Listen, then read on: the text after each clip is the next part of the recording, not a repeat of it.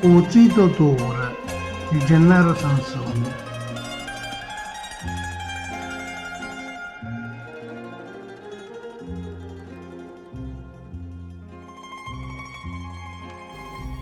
Una vita sempre la stessa, tutti i giorni, a quando lasciai solo Anna Maria, a sorte quando va è venuta l'orna, il cammino e la malinconia.